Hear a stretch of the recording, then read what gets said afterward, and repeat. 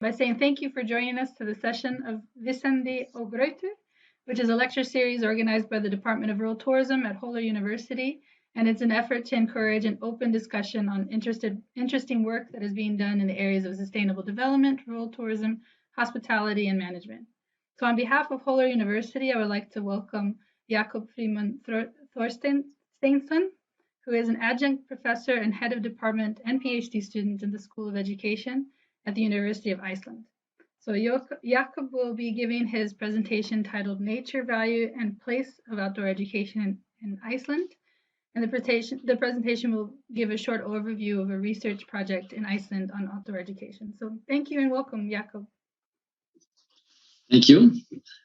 Thank you for the opportunity, and nice to see some of you through the Zoom.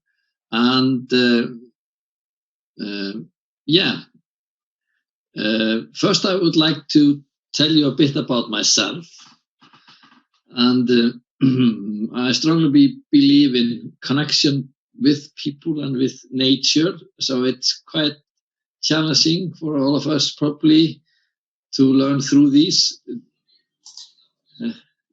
ways of communication, but see how it goes. And you can ask me questions while I'm talking, and if I doesn't go through all the slides, then that is just okay, for my opinion. Okay, who is Jakob?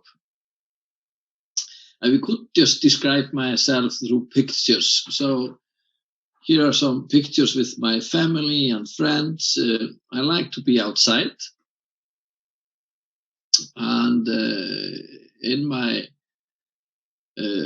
work at the university, I'm teaching courses that are partly happening outside. I'm not a native English speaker. Maybe you have noticed that already. I think I'm a thinker and also an activist. I like to be active in what I'm preaching and to figure out how to solve practical problems, both if I could call it theoretical sense, how to deliver, how do you grow as a person, how do you educate, but also practical stuff like how do you get folks, children and adults out that don't like to be outside, who are cold, who don't feel welcome there. And so all this perspective, all this, yeah. And I'm a father, I'm an educator, and a PhD student, and a friend.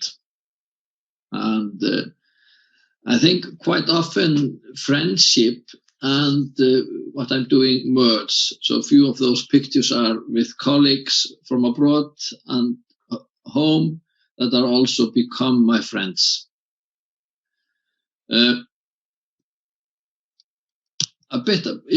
And I'm also head of a department called Leisure Studies and Social Pedagogy within the School of Education in the University of Iceland. I believe strongly in the friendship and also in networking. To be outside somehow makes connection. That's my experience between people different than being inside. And maybe that is one of my research topic. And we will talk about that later, about friendship and being outside, how that is linked. I couldn't skip to have this picture. How do you like me there? And just to give you the context, this is taken in Canada. I'm almost ashore. I think I'm 1 meter from the sea, where the sea meets the sand, and could stand up for a couple of seconds. But I also like to find a new wave to surf on, and this opportunity to talk to you is for me to find a new wave to surf on. I love the sea. I love to being in water. And the way of teaching, I find the best way is to teach through conversation and through food and to be with people. I like to be in an environment when you are outside that is both a very simple environment, but also quite a complicated one. And I like those environments. And then, of course, I cherish my family. So that's me. Who are you? I would like if each one of you can say something about who you are. If you can go just maybe where you live or what you like to do in your hobbies. Are you ready to do that? If we go, how do we do this? I guess if can't you hear me? Yeah, you just have to the people who are listening just have to unmute if they've never used Zoom before. It's on the lower left hand side. If you unmute that, then we can hear you. Yeah. I can start if you like. Yes. My name is Ingibjörg Sigurdóttir, and I'm an assistant professor at the tourism department in Holar and an acting head of department. You could also share if you have some hobbies. Yeah, my hobbies include outdoor activities, mainly horse related. My main field of interest. Thank you. We also have somebody from Australia. It looks like she's joined us, Leah. She types in the group chat saying she's an educator, mother, and world citizen. Okay, ooh, that's a good one.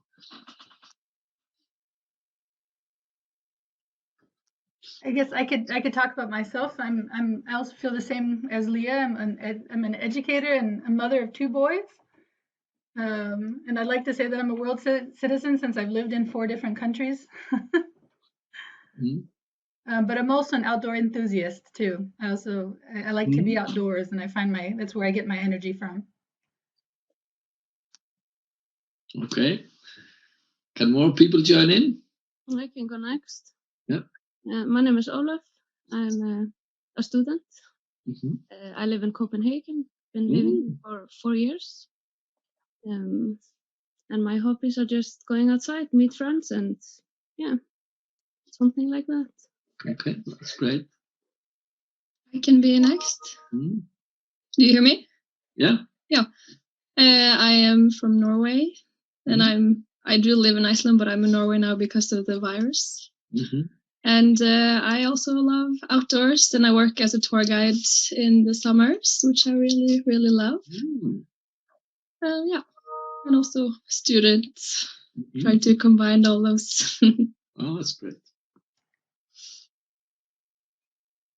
I'm Ásdís, and I work in Östurbro in the east part of Iceland. And I really like go outside, walk, and riding horses, and just be there in nature. That's great.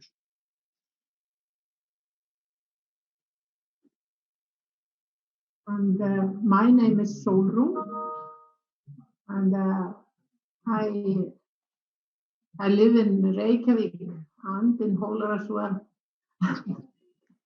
I'm educated as a teacher, and I specialized in nature biology and also mathematics. And I have written educational materials for children. I used to live permanently in Holar before, and recently I made a website about the nature of Skagafjörð for children. Okay, I see that. But I have much in common with you, Jakob, in the interests. I like being outside, hiking and all that, swimming, but not in this ocean. Okay, more voices, faces. Hi, I'm Fanny. I live in Holar. I'm a mother and a student. My hobbies are art, books, performing art, mostly. And most of my outside time goes into looking for squirrels and rabbits with my kids. They're not here. Okay. Thank you. We have somebody that some more chats here, and we have Ardrit. Her comment says, "My name is Ardrit, and I'm from Kosovo, but have lived in Iceland since 2001, and my hobbies are traveling around Iceland and love the outdoors." Then we have Mona. "I have a sleeping baby next to me, but so she won't be able to talk. But she's a mother of 2 and a student, and her hobbies are traveling and cooking, and she lives in Akureyri." That's great. So are we good now? I think so, yeah. Okay. So I would just want to hear a few voices, and maybe that will open also more communication while we run through this presentation. There is of course, all kinds of theories about how you teach and how you learn, and maybe the simple theory I like is the one who is talking is the one who is learning. But it's something linked with letting the words out, and something maybe to do to communication in that way. And but of course, there's all kinds of ways to learn. But I think this process of wording things is quite important. So next, shall we go? Okay, that was what I promised to talk about. And I have it both here in Icelandic and English, and part of what our discussion will be is about how we word things. So there is this, So diverse sector of outdoor education, the discourse, and I will end to talk a bit about how much time Icelandic children spend outside. So these are the three themes I would like to touch upon. The sector, the discourse, and children, and how much time they spend outside, and how is that linked to relationship. I would like to start to point out 2 books that I have found interesting. This is good. We could say this is quite a famous book, The Last Child in the Woods. And there, Richard says, our society is teaching young people to avoid direct experience in nature. And there we touched of one of the issues that is quite difficult to, in some sense, how handle when we talk about being outside. Where is that? Is it in the parking lot? Is it in your garden? Is it in different kind? What kind of? Is it in nature? And different elements that brings, and also how it influences you. But he is talking about nature. That lesson to teach us to avoid direct experience in nature is delivered in schools, families, even organizations devoted to the outdoors, and codified into the legal and regulatory structure of many of our communities. Our institution, urban, suburban, design and culture attitudes unconsciously associate nature with doom, while disassociating the outdoors for joy and solitude. And this is quite a strong, shall I say, what do you call it? Like a declaration. And in the book, he's trying to underpin this and having some arguments behind it. Another book, A Sound County Almanac, is written by Aldo Leopold. He wrote it, I think, 37 to 40 something, 33 to 48. And it was published just after he died. He was putting out fires in his rural home. And this is a lovely book about, let's say, maybe how we connect with nature. And there are two sentences I would like to draw our attentions to.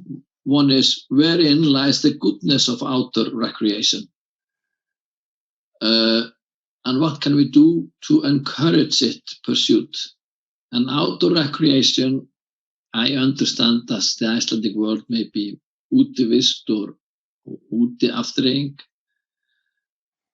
And then the other one is, when we see land as a community to which we belong, we may begin to use it with love and respect. And again, I come to this, I think, some sense of the relationship factor of the land. Just point out this a good reading, both those books.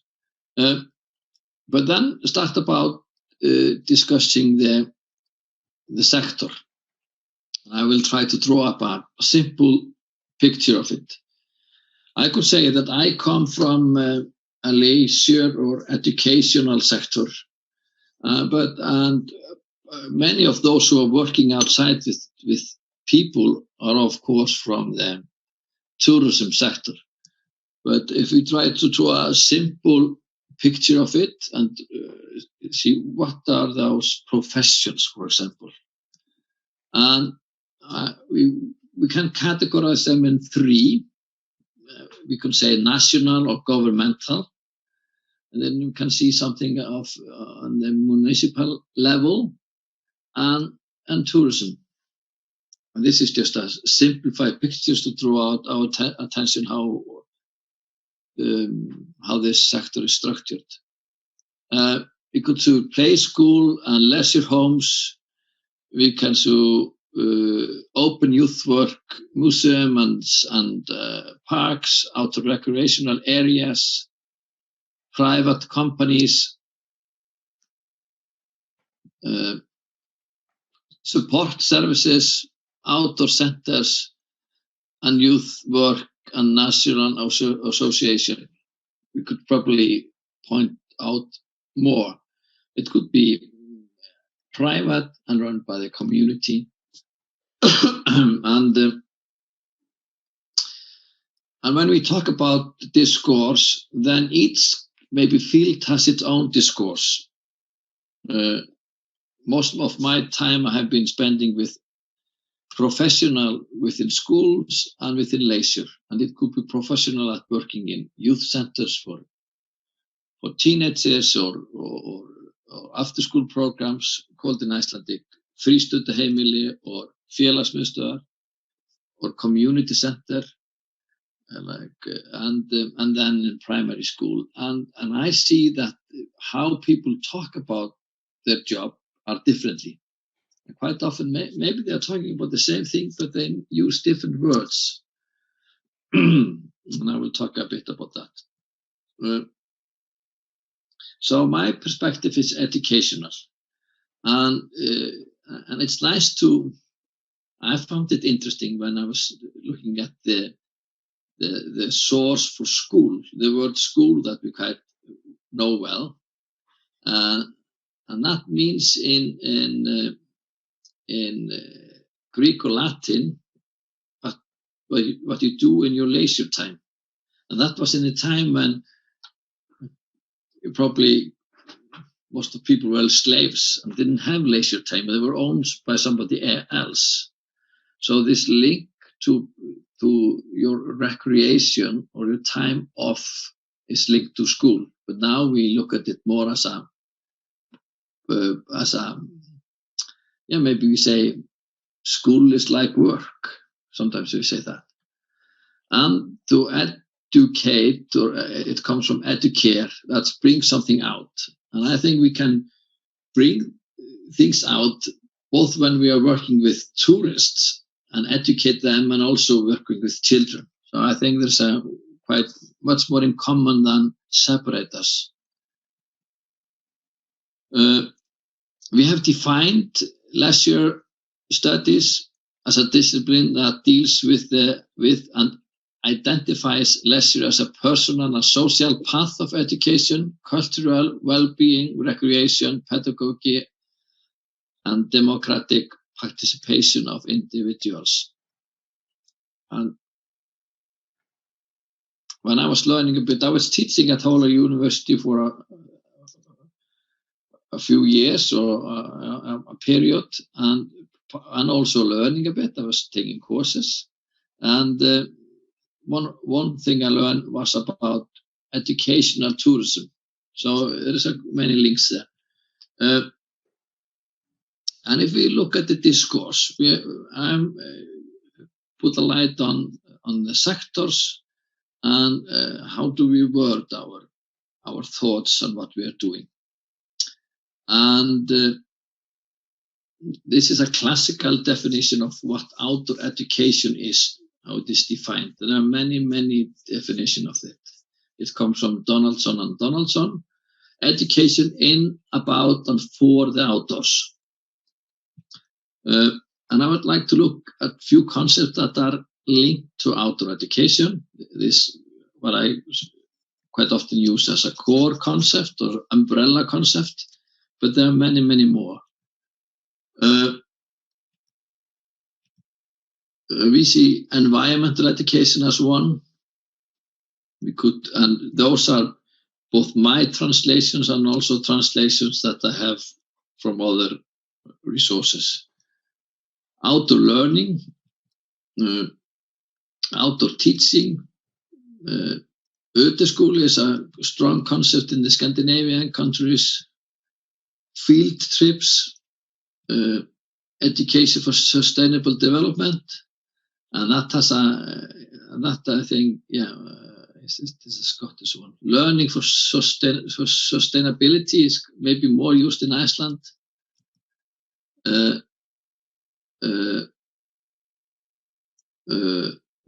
Properly education for sustainable development.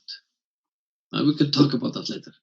Outdoor journeys, that one is a way, maybe a method within outdoor education. Learning outside the classroom is also a classical phrase used in English more when we're talking about this in the sense of schools. Then we have concepts like friluftsliv, that has been translated in Icelandic both as útilíf and útivist. Outdoor recreation, is that the same as útivist? Maybe. Interpretation, expeditionary learning. And there are many schools I notice in the States that define themselves as this kind of school. Adventure learning, and then in recent years the concept of adventurous learning. And then adventure therapy is quite strong, and they have biannual conferences, and so this is a method that is both used in Iceland and worldwide. And then in recent years, multicultural studies and citizenship, and I forgot one linked to schools, place-based learning.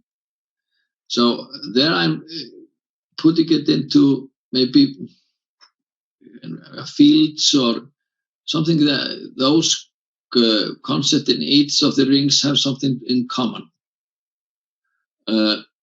So when we talk about outdoor education, quite often when I visit schools, then the concept utikensla is the only concept they use. But I say, well, we are missing a lot if our vocabulary is too narrow. We need to have like we talk about our feelings. There we need many words for our feelings to understand our feelings. And we can say there is also a dimension in this, urban versus nature, school versus leisure, and applications versus choice. And it's more common within schools that is obligatory what you are doing, but in tourism and leisure it's not. You choose to do it, and that's linked to hobbies and and we are focusing most on it. And then I'm here talking about a bit about translation. But what is lost when we are translating concepts between languages? I see in English literature, for example, the concept friluftsliv is not used as an open air life. They just use the Scandinavian word friluftsliv in English text because they say it has a certain meaning that is lost when you translate it directly. Okay. Few motels, and I think I will go very quickly through these motels, and maybe you have talked a bit about them. But this motel is focusing on the crown of the tree is what you gain out of it, interpersonal relationship, something to link with people. There are two main brands: the adventure and the environmental brands. And then they say the source, how you learn, is through those through sounds and touch and taste and sight and smell. And sometimes I think about it as when I'm recording something, like a sound, or I'm filming something. If it's just black and white, then I can't see colors. So I think the experience of going outside, it's like you're recording in stereo. It's like recording many instruments, not just the voice, but you hear drums and violins and guitar. And I think that's part of the power of going outside. Is more of your senses are moved. Now you are just listening to my voice and watching me maybe. Or maybe you have just watching some slides. So you're recording this information. It's not as just through two channels. And then there's less chance of remembering.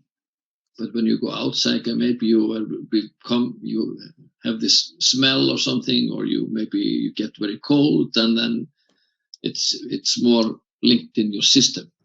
You remember it better. And these are two different motels from two different times about Lawrence and Higgins here on the left, talking about outdoor activities and environmental education and personal and social development, and then a bit newer model and looking at the location of it. It is close to school ground, and then it's gradually different, and to be staying away from home is a different kind of outdoor education.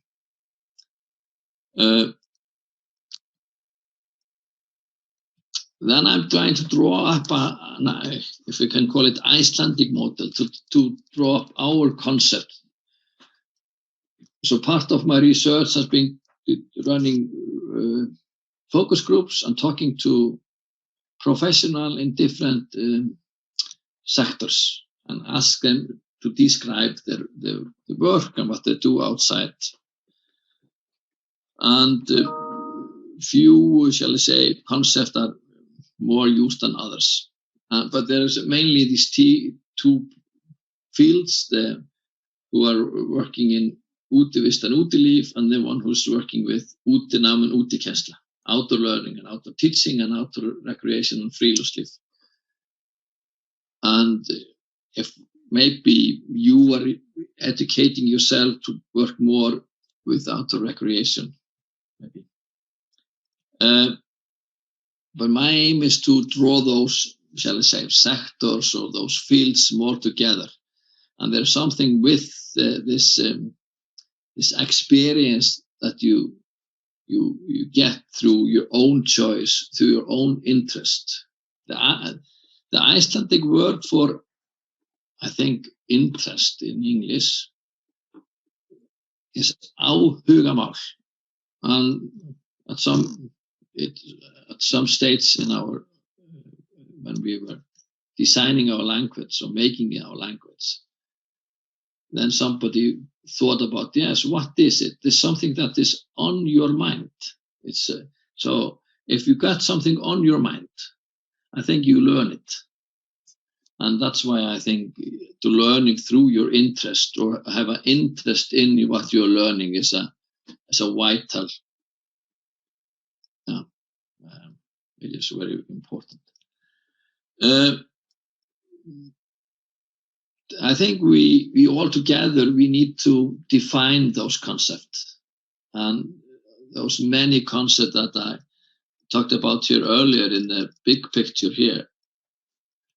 And we have started to define few of those concepts. I'm on a committee. It has some official name. I just call it the World Committee of Leisure Studies, but it's a more fancy name in English. I can't remember it. And we have been defining core concept in leisure, and few of those outdoor concepts we have defined there. And you can look it up in either.arnastofnu.is, and then you can choose between all kinds of banks, word banks.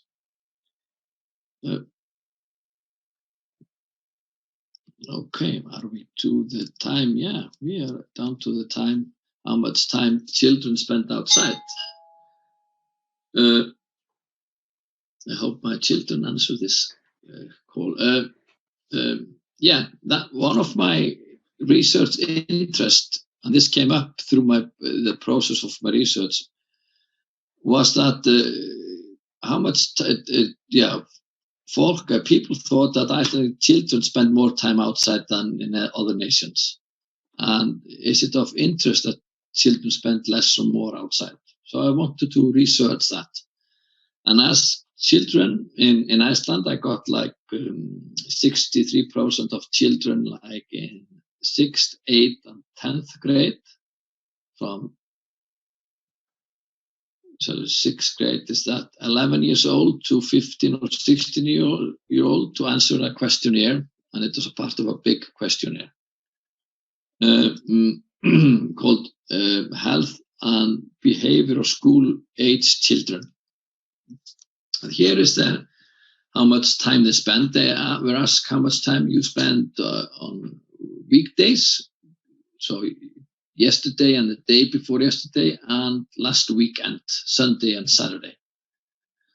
And you can measure average time of children spending outside, and you can also measure median or miðgildi. And I think miðgildi or median is a better way of analyzing this data, but most often in international research in this we use mean. So about 16.1 hours, and girls spending a little bit less time than boys outside. I'm most interested in the group that are not outside at all, and to figure out more about them. Why, and is there some kind of can we categorize them in somehow? Are they different from others? And the main reason is that you gain a lot from being outside. That is rather well researched, And we see it now in Iceland when we have this situation. But people are encouraged to be outside, and for both social health, physical health, and mental health reasons. Here we are looking at boys and girls, and these we can call this as a dry, like a salted fish or something. And I'll talk a little bit about this picture. This is a way of just describing the data. And if we look at the red one, the girls, the widest part is where the most answers are, and then the narrowest is where at the top. And we see that the blue line is the mean and the red line is the median. And so we see by that like the black line within the red fish, salted fish, is the median of the girls are a bit lower than the boys. We also we know that the boys spend an average 2.3 hours outdoors a day on an average, and the girls 2. I was looking at comparing this with international research. It's quite difficult to look at it and see if children in Iceland are more or less, because they are not taking at the same time and stuff like that. But it seems that children in Iceland are a little bit less outside than, for example, children in Canada and partly in the States. Then I would like to look at it about different places in Iceland. And this was taken from end of January to April. And they were slowly more outside when the sun got higher a bit, but there was a little bit more in January than February, and there was a link between weather. The weather at that date was in 2018 was bad in February, especially bad. But here we see so there's a bit differences between places where you live and how much time you spend outside. So those living in the Westfjords were a little bit less outside than those living in northwest of Iceland. This has been analyzed better, but this gives us that one of the question I had in mind were children that were living in the countryside more outside than others. And we can't say that. There was we cannot not answer that with a positive yes. Children that live in the countryside are more outside. That's we can't support that with this data. Then we asked the children how much time who were you with when you were outside, and I'm almost to the end now. And they answered, I'm mostly with friends. And I wanted to look at those because it is a big questionnaire. We also asked a question about friendship and social factors.